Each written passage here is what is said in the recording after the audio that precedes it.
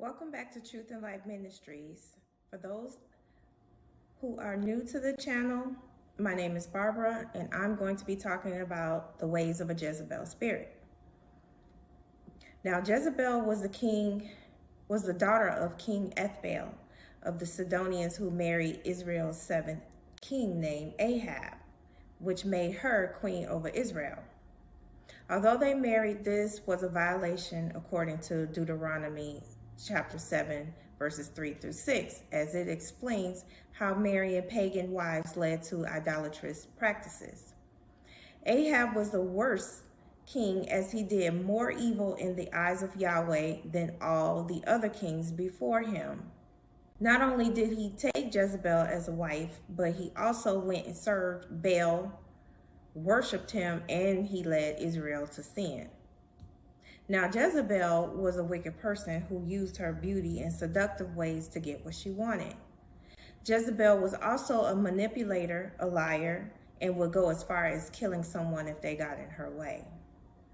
1 Kings chapter 21, verses 1 through 16 talks about how Ahab wanted the vineyard next to his palace, but it was owned by Naboth the Jezreelite. Ahab offered to give him a better vineyard or pay money for it, but Naboth refused the offer, as it was forbidden by the Lord to give up the inheritance of his fathers.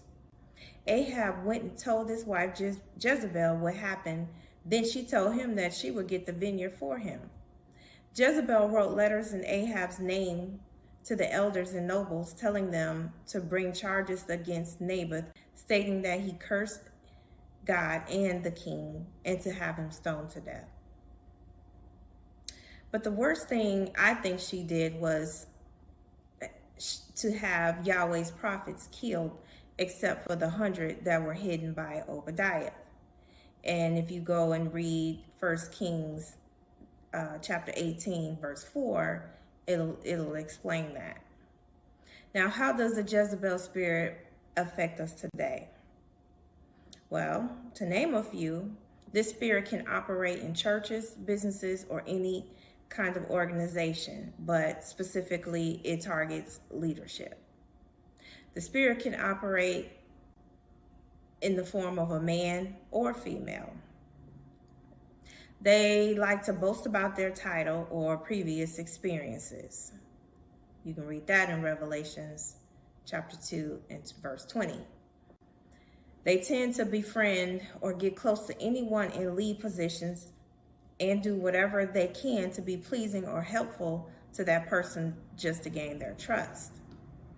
They will play on both sides of the fence, such as pretending to be on the same page as the person in the lead position while aiming to take their place.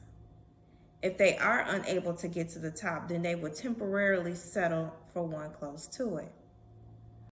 And they will manipulate others against you or whoever's in the leadership position. I've personally experienced or witnessed a Jezebel spirit in a Christian organization.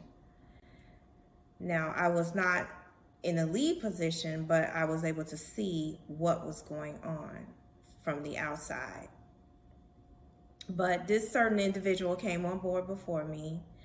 This person worked their way to the top, skipping others who had been there long before they even started.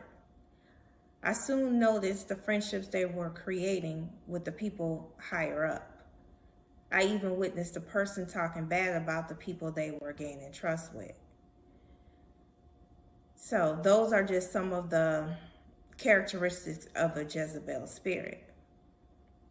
But if you are in the top or lead position and you notice a Jezebel spirit, it must be exposed and removed. Please read the scriptures listed in the description box. Shalom, friends.